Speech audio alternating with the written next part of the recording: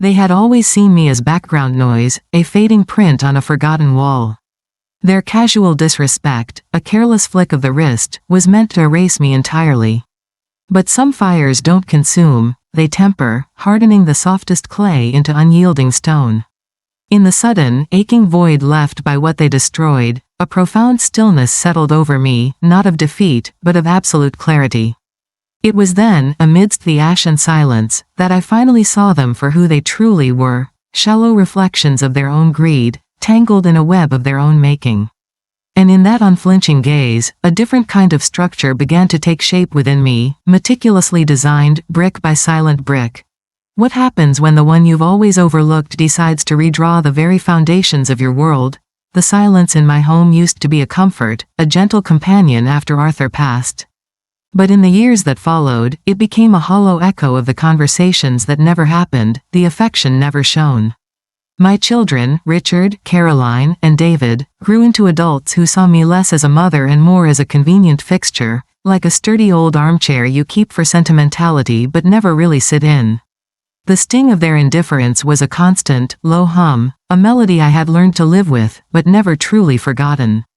It built up inside me, not as resentment, but as a fine layer of ash, residue from a fire that was never truly put out. Richard, my eldest, always had a booming voice that filled a room, but it rarely carried words meant for me. He'd call, but it was usually a perfunctory check-in, a quick recital of his latest business triumph, or a complaint about his stocks. His wife, Brenda, with her perfectly styled hair and an air of polished disdain, would nod along, her eyes always scanning, always judging. She'd bring up their latest luxury purchase, a subtle reminder of their elevated status, a gleaming trophy of their success, leaving me feeling like a chipped teacup next to their polished silver service. My opinions, if offered, were politely dismissed, like a quaint, outdated thought. Caroline, my daughter, was a whirlwind of social engagements and immaculate appearances. Her visits felt more like inspections, her gaze sweeping over my home, cataloging every perceived imperfection. "Mother, your curtains are looking a bit faded," she'd remark, her tone laced with concern that felt more like criticism, a gentle way of saying I wasn't quite up to standard.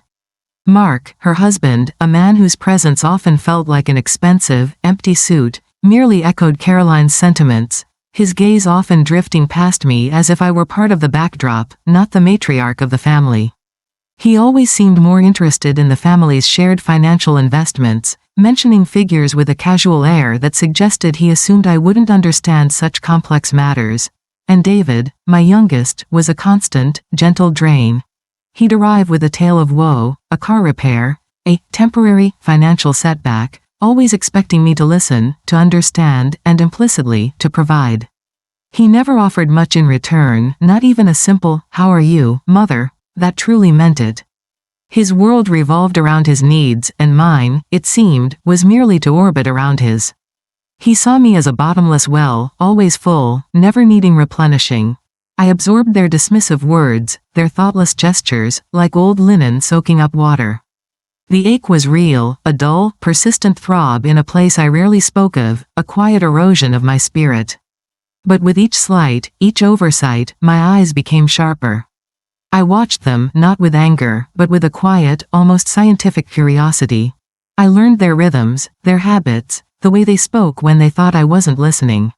I even started to pay closer attention to the figures Mark and Richard would sometimes carelessly mention, details about investments and properties, scribbling notes in a small, plain notebook I kept tucked away in my embroidery basket. It was a habit from when Arthur used to involve me in the household accounts, a secret world they never thought I understood. They thought me a simple woman, easily overlooked, but even a quiet garden holds its secrets, and its careful watcher knows every root and tendril, every hidden vulnerability. The annual summer barbecue was always a performance, a grand display of their perfect family life for neighbors and distant relatives. This year, it felt different. My observational habits had matured, growing from a simple curiosity into a silent internal ledger. I noticed how Richard barked orders at David, who scrambled to tend the grill, while Caroline and Brenda gossiped by the pool, their laughter like brittle glass.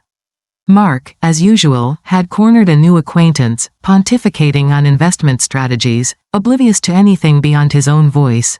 As the afternoon wore on, a chill wind picked up. David, juggling too many tasks, complained about the damp wood for the fire pit.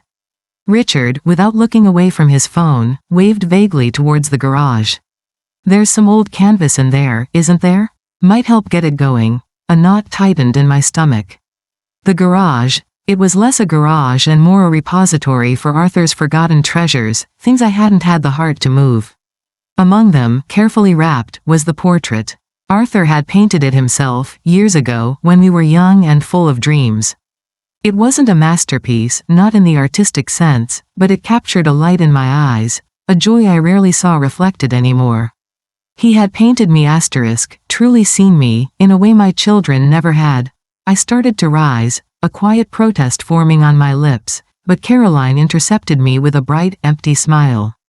"Mother, don't worry about a thing. David has it handled." She gestured towards the garden, where David was now hauling a large, wrapped canvas, struggling with its bulk. My breath caught. It was too big to be anything else. He dragged it towards the fire pit, a dark shape against the dying light. Richard finally looked up, squinting. "What's that, David?" "Just toss it in. Good for kindling. It's some old painting, Dad," David mumbled, already halfway to the pit. "Pretty big." Brenda wrinkled her nose. "Goodness, is that Mother? From when she was younger? What a fright." Caroline giggled, a sound that pierced me sharper than any knife. No one looked at me. They simply watched as David unwrapped the canvas. The oil paints, still vibrant despite the years, shimmered briefly in the twilight. It was me, younger, smiling, bathed in a golden light. Then, with a grunt, he tossed it into the hungry flames. The fire hissed, then roared, consuming the canvas with shocking speed. My painted face crumpled, blackened, then disintegrated into ash. It wasn't the fire itself that shocked me, or even their thoughtlessness. It was the complete, utter lack of remorse, the casual disposal of a piece of my past, a piece of Arthur, as if it were nothing but garbage. They warmed their hands by the blaze, their faces glowing with a false conviviality, entirely oblivious. In that moment, watching the last vestiges of the portrait turn to smoke, a different kind of fire ignited within me. Not one of rage, but of cold, incandescent clarity.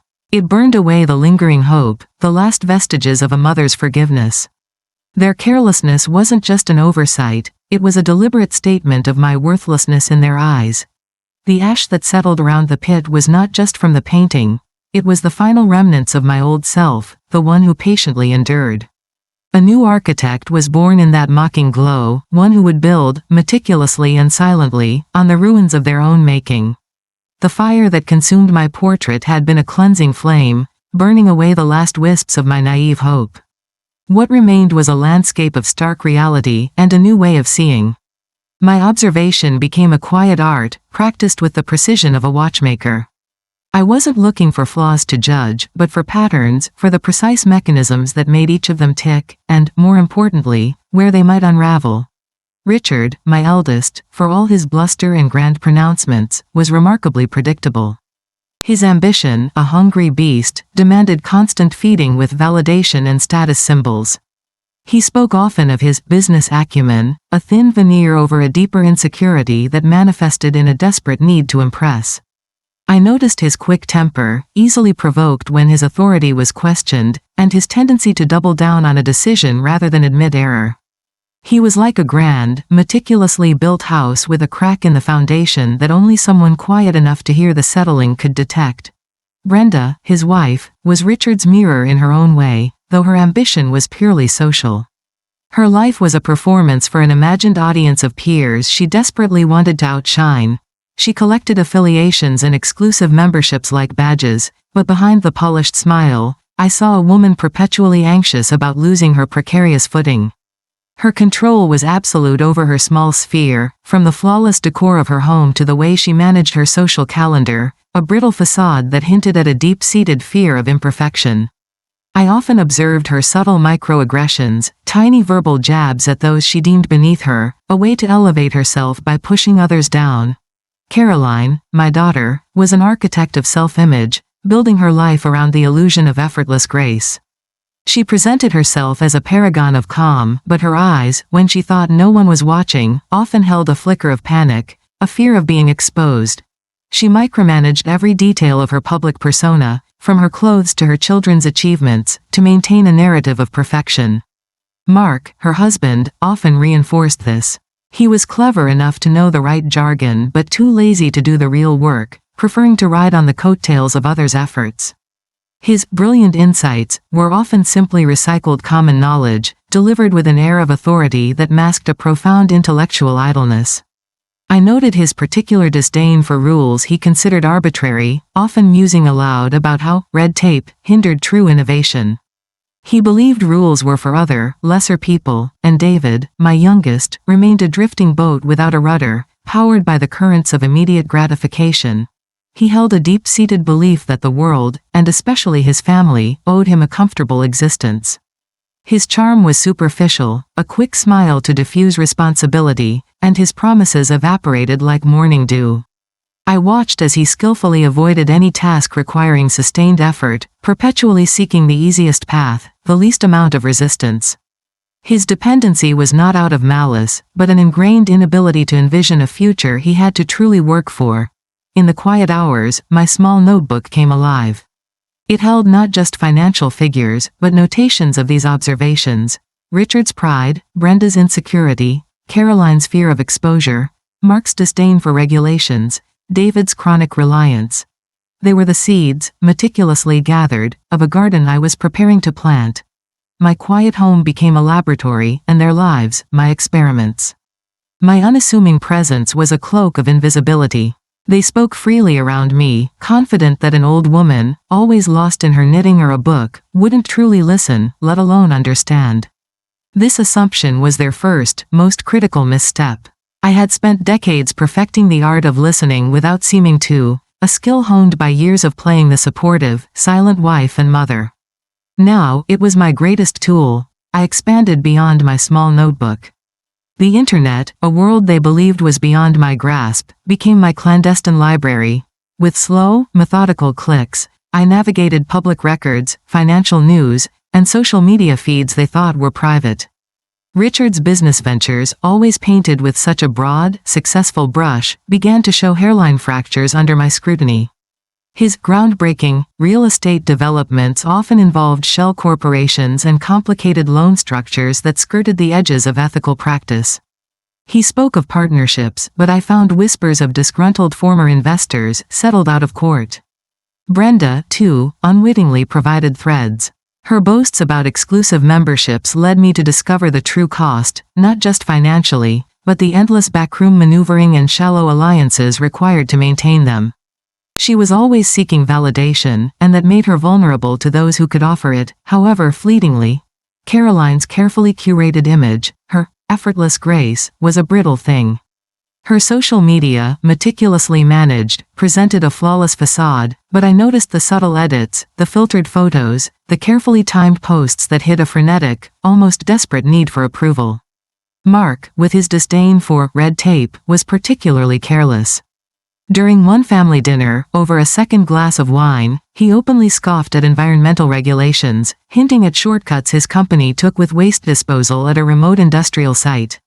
He spoke as if sharing a clever secret, oblivious to the sharp glint in my eye. This wasn't merely idle chatter. It was a map to his professional integrity, or lack thereof. David, true to form, was the easiest to track. His financial struggles were often aired publicly on his social media, thinly veiled pleas for sympathy or loans from friends. He spoke casually of his poker games, of small-time debts he kept from his parents, but I saw a pattern of increasing risk, a deepening hole he was digging for himself, always just out of sight of Richard's and Caroline's notice. Each tidbit, each offhand comment, each public record or online whisper, was a loose thread. I began to weave them together, not into a tapestry, but into a meticulously constructed net. The embroidery basket, once a symbol of my quiet domesticity, now concealed not just my notebook, but printouts, highlighted articles, and even a discreet voice recorder that I sometimes left on during family visits, catching snippets they assumed would disappear into the ether. They thought I was a blank canvas, but I was becoming a cartographer, mapping the hidden terrain of their deceit. the quiet hum of my computer became the soundtrack to my new life. It wasn't just about collecting fleeting observations anymore, it was about digging deep, turning over stones they thought were permanently settled. My tools were patience, a library card, and the boundless archives of the internet, things they, in their modern arrogance, never imagined I would master. Each click, each search term, was a step closer to unearthing the foundations of their carefully constructed lies. Richard, my grand, blustering son, was the first to truly unravel under my methodical gaze.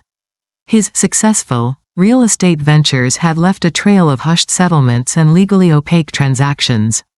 I found a forgotten news clipping from nearly a decade ago, detailing a class action lawsuit filed by a group of elderly investors who had lost their retirement savings on a particularly risky condominium project. The case had been aggressively sealed, but the details of Richard's shell company, registered to a post office box and then swiftly dissolved, spoke volumes. He hadn't just skirted ethics, he had built a labyrinth of deceit to strip vulnerable people of their last dignity. Brenda, ever so concerned with her social ascent, had a past she worked hard to bury beneath layers of designer clothes and curated charity events. A deep dive into old local newspaper archives, particularly the society sections from her early 20s, revealed a minor scandal involving inflated charity fundraising totals and a subsequent, quiet dismissal from a prestigious nonprofit board. It was a small incident, easily forgotten by most, but it exposed the deep current of artifice beneath her polished surface, a willingness to cheat for status. She had always been building an image, not a life. Caroline's pursuit of perfection was a desperate attempt to outrun a ghost from her own past. I found an archived university newspaper article, a small piece tucked away on a forgotten digital forum, detailing a plagiarism investigation that had rocked the English department during her final year. A shy, brilliant classmate's essay, submitted for a prestigious literary award, had been mysteriously lost, and then, weeks later, an almost identical version, credited to Caroline, had appeared. The university had quietly settled the matter, protecting its reputation and, by extension, a well-connected family. Caroline's effortless grace was a carefully constructed lie built on another's stolen brilliance. Mark, with his disdain for regulations, had a history that chilled me more than the others. Following the breadcrumbs of his casual comments about red tape and waste disposal, I uncovered old corporate filings for a defunct company he had co-owned years ago. A subsequent environmental impact report, buried deep in municipal archives, detailed the illicit dumping of hazardous chemical waste at an abandoned industrial site on the outskirts of the county.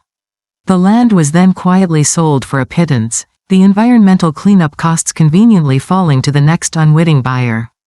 The sheer audacity, the deliberate disregard for the earth and its people, was breathtaking.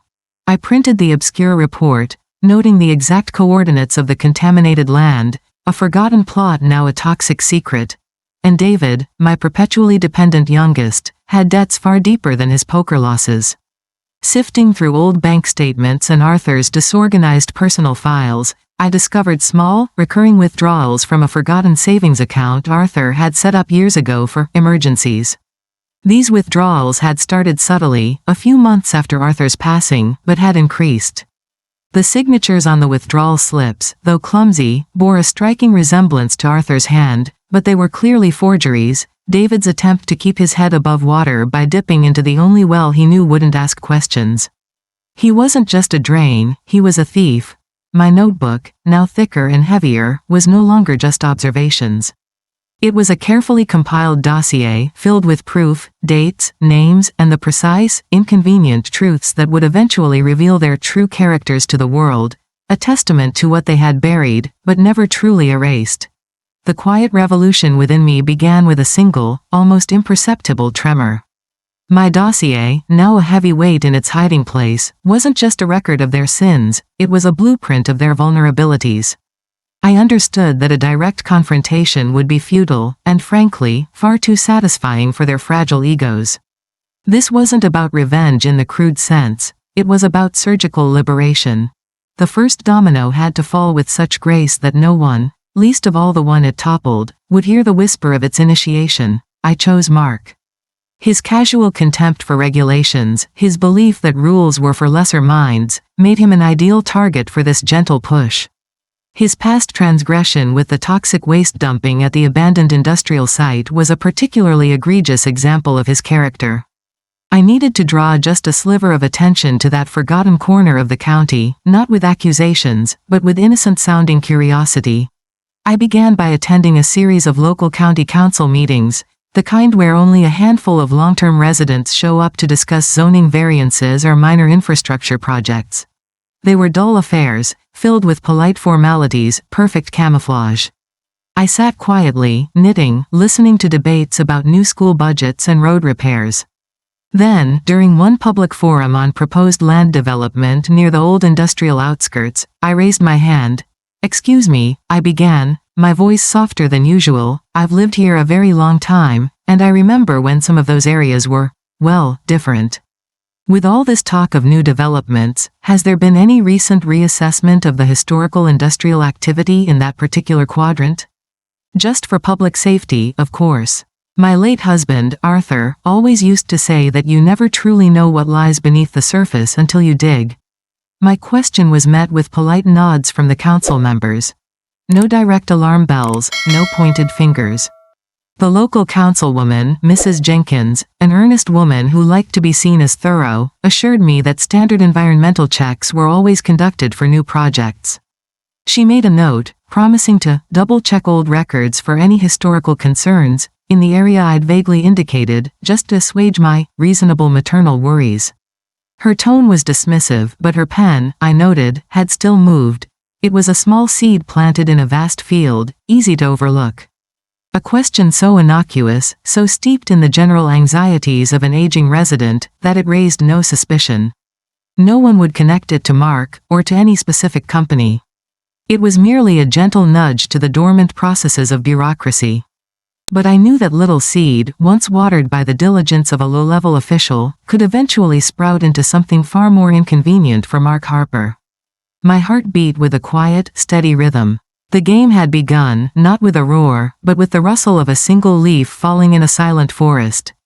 The gentle push I gave at the county council meeting was like releasing a single pebble into a still pond. The ripples, however, were not confined to the water's surface. They began to subtly shift the very ground my children stood upon. From my quiet vantage point, I watched, undisturbed, as their carefully constructed worlds, once so solid, began to sway. For Mark, the change manifested as an unexpected bureaucratic snag. His current development project, one he had boasted would break ground within weeks, suddenly faced an unforeseen environmental review. The county sent a letter, polite but firm, citing a need to investigate historical industrial activity in the general vicinity before permits could be fully released. Mark fumed to Caroline, dismissing it as typical government overreach, a new inspector on a power trip. He didn't connect it to an obscure query from an old woman at a local meeting. He simply saw a delay, a costly irritation, a frustrating test of his patience and his disdain for rules, and the first unexpected dent in his seemingly smooth path. Richard, too, found an unseasonable chill creeping into his usually warm financial forecasts. A key permit for a substantial new commercial property was held up, not denied, but perpetually, under review, due to a newly highlighted, obscure zoning ordinance that had, for decades, been ignored. His usual charm and attempts at expediting the process through his connections proved fruitless against the quiet, unyielding wall of paperwork. He ranted about new blood at the Planning Commission, suspecting a personal vendetta, completely missing the fact that the new blood was simply following rules that suddenly seemed to matter. Brenda, whose life was a meticulously choreographed dance of social climbs, felt a peculiar lightness in her usual step. An invitation to the exclusive Winter Gala Committee, a position she considered her birthright, was conspicuously absent. The polite rejection, citing internal restructuring and a desire for fresh perspectives, wounded her deeply. It was a minor social tremor, but for someone whose entire self-worth was tethered to her public image, it was a disquieting shift, a subtle erosion of her assumed prestige, a crack appearing in her polished veneer. Caroline, ever the illusionist of perfection, found her carefully curated online world momentarily fractured. A particularly scathing, anonymous comment, hinting darkly at academic dishonesty from her past, appeared on one of her most popular social posts. It was quickly buried by her loyal followers, but the very existence of such a direct, informed Barb sent a ripple of cold fear through her. She spent days obsessively deleting old posts and tightening her privacy settings, wondering who could possibly know such a thing and why they would surface it now. And David, my youngest, felt the ground shift from beneath his feet in the most fundamental way: his wallet. The small, recurring withdrawals he had forged from Arthur's old account suddenly stopped. The bank sent him a terse letter. The account was under internal review, due to irregular activity. He found himself without his usual easy well of funds, suddenly forced to face the reality of his depleted resources, a small, unexpected pocket of hardship in his otherwise carefree existence. The sand beneath their comfort was indeed shifting, grain by grain, and they were too busy flailing against the unfamiliar currents to realize that the wind pushing them was entirely of my own making. The next family dinner, a tradition I had always hosted, felt less like a gathering and more like a collection of agitated beehives.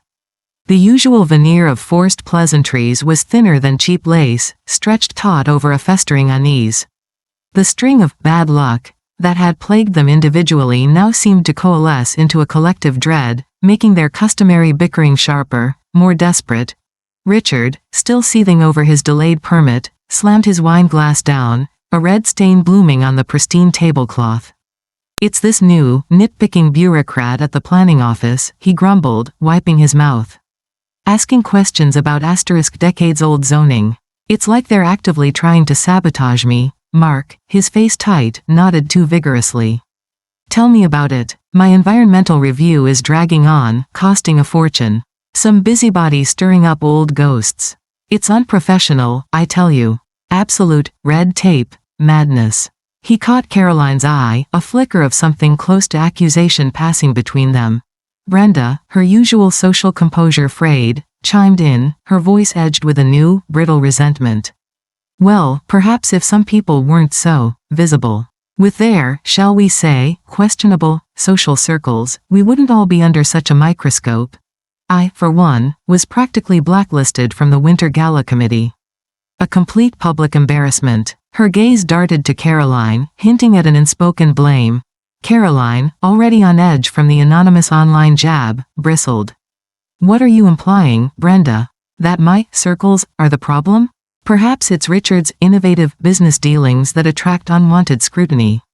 After all, you know what they say about those who live in glass houses." Her eyes narrowed at her brother, then flicked to Mark. "Or perhaps it's certain partners who are too loose-lipped at public events, inviting precisely this kind of madness you complain about, Mark." The room stiffened. A silence, heavy and suffocating, descended.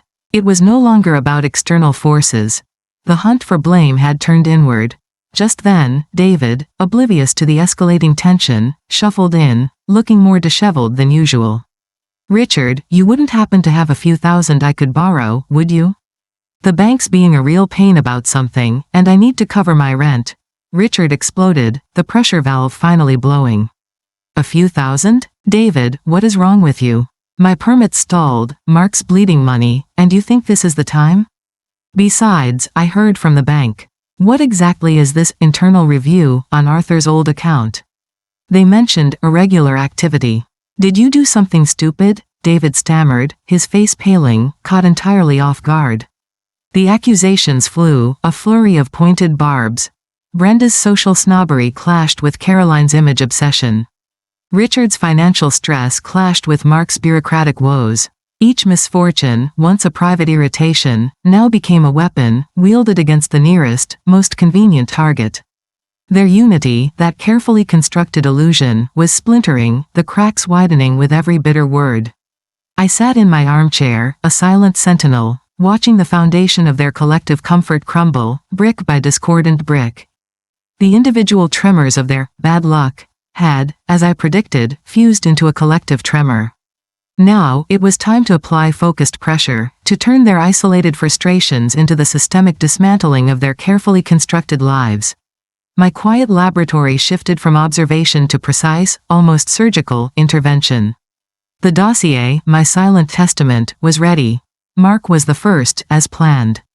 The county councilwoman, Mrs. Jenkins, in her thoroughness, eventually unearthed the environmental report detailing the illicit dumping from Mark's defunct company.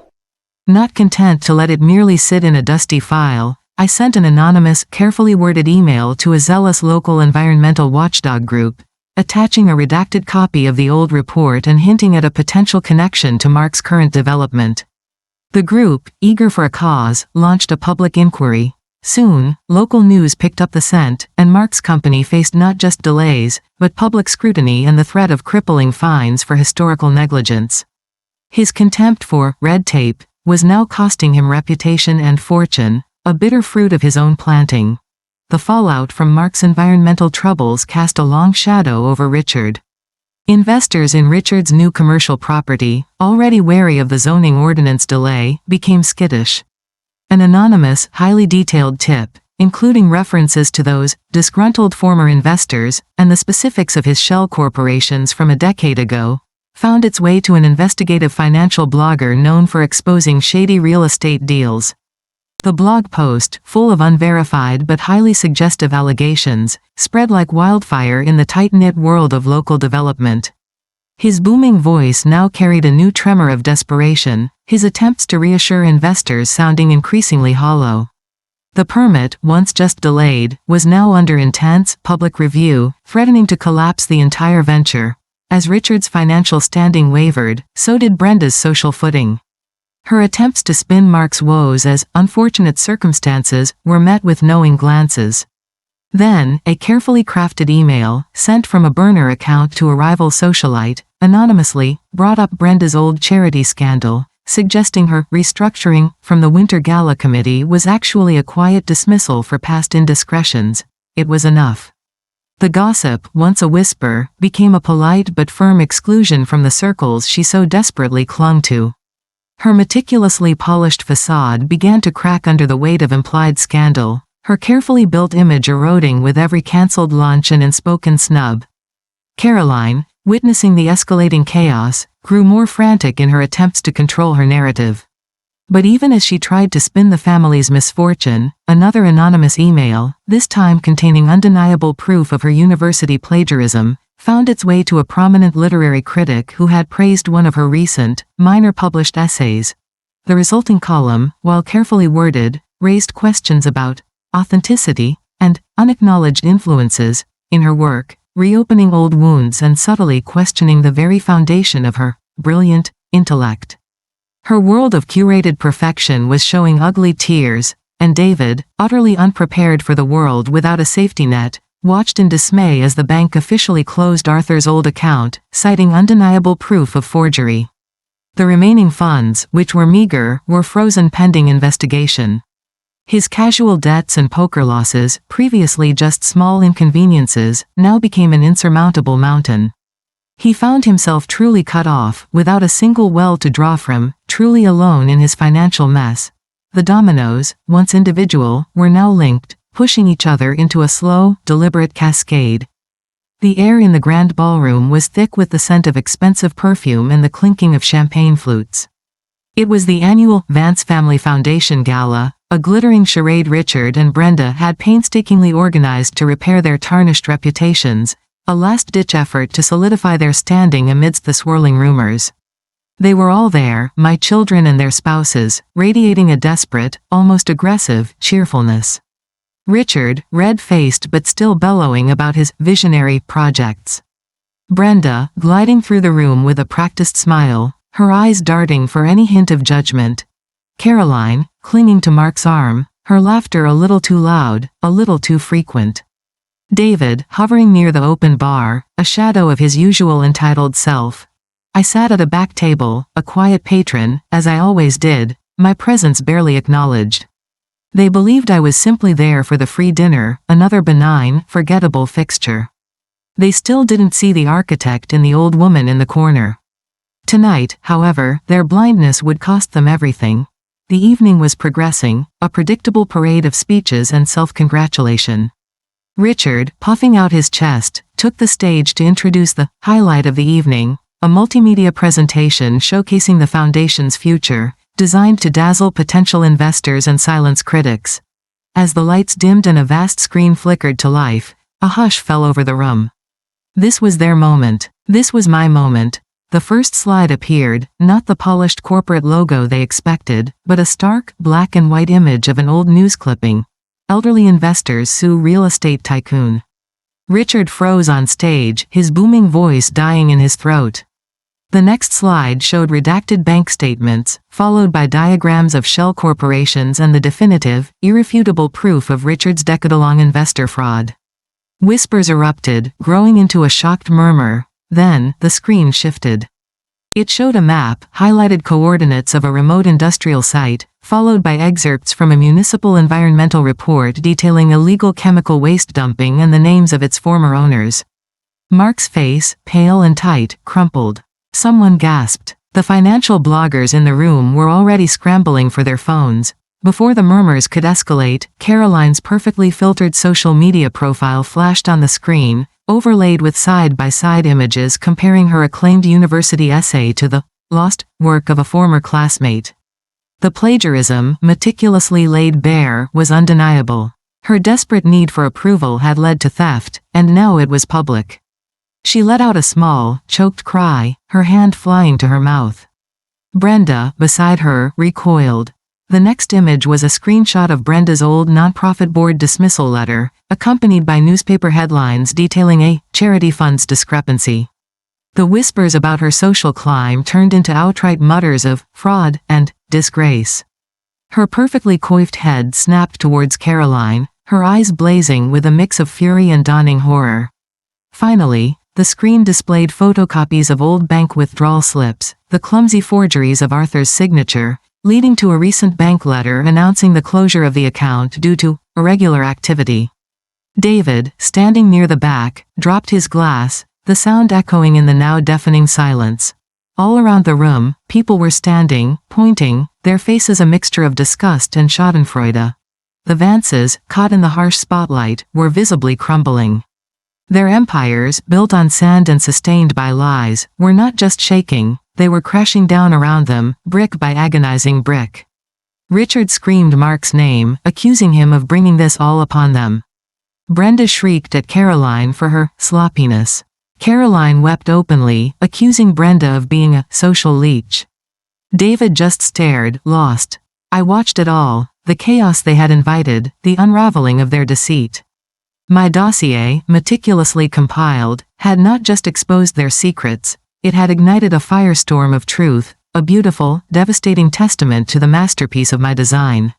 The room was a tableau of their ruin, a mirror reflecting the ash they had once made of me, and for the first time in years, I felt truly, utterly whole. The grand ballroom emptied out, not with the usual polite farewells, but with a panicked, echoing scramble. The air, once thick with forced camaraderie, now smelled of betrayal and fear. My children, those self-appointed architects of their own magnificent lives, were left standing amidst the wreckage, their faces ghostly in the few remaining emergency lights.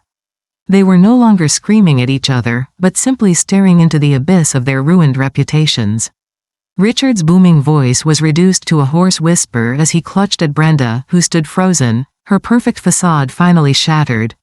Caroline sobbed into Mark's shoulder, a sound utterly devoid of her usual artifice, while Mark himself looked like a man whose world had imploded, his eyes vacant. David, still clutching the remnants of his broken glass, had simply sunk to the floor. I watched them, not with triumph, but with a serene detachment, like a gardener observing the inevitable collapse of weeds that had choked out her flowers. There was no anger left in me, no urge for a final, cutting remark. That had burned away with the portrait. What remained was a profound sense of quiet liberation, a feeling as gentle and profound as the last breath of winter. The ensuing days brought a flurry of news.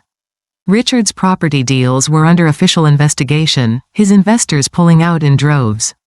Brenda's carefully cultivated charity connections evaporated, replaced by whispers of scandal, and her name splashed across gossip columns. Caroline's publishing contract was quietly terminated, her academic fraud now a matter of public record, her social media persona a mockery. Mark faced legal action from the Environmental Agency, his company crumbling under the weight of past negligence. And David, without a single family member left willing or able to offer aid, found himself facing genuine destitution. Their suffering was not my focus, their absence from my life was. The calls that used to be perfunctory, or demanding, or subtly critical, simply stopped. The constant, low hum of their neglect had been replaced by a genuine quiet, a peace that was deep and true. I had untethered myself, not by running, but by dismantling the very chains they had inadvertently forged with their indifference. The chaos they had created, they now had to live in. And I, for the first time in decades, was truly free. My old home, once a silent burden, now hummed with a different kind of quiet. It was the sound of my own choosing, a symphony of uninterrupted thought and gentle tasks. The calls stopped, of course. The letters, when they came, were from lawyers, not my children, and were handled by the new professional I'd hired to manage the estate, a clear boundary drawn. There was no grand reunion, no tearful apology, no reconciliation. I hadn't sought it, and they hadn't offered it. The ashes of what once was remained, but they no longer held power over me. My days were my own. I gardened, truly gardened, coaxing life from the soil without the constant undercurrent of their demands. I read books, not for coded information, but for simple pleasure. The small notebook in my embroidery basket lay empty now, its purpose fulfilled. Justice had been served, not by a judge's gavel, but by the relentless, quiet unraveling of their own making. My liberation was not a frantic escape, but a calm, deliberate stepping away from a fire I had merely stoked, letting it consume only what was rotten. My destiny, once tied to a narrative of sacrifice and unseen suffering, was now entirely mine to write, chapter by peaceful chapter. Eleanor's story, a quiet storm brewing beneath years of indifference, truly speaks to the hidden power within us all. It reminds us that sometimes the loudest acts of vengeance pale in comparison to the meticulous, strategic dismantling of what others so carelessly built. There's a profound strength in choosing liberation over forced forgiveness, in finding your own calm amidst the chaos you didn't create but expertly unveiled. Her journey isn't just about what was lost, but about the reclaiming of self, a masterpiece woven from the very threads of betrayal.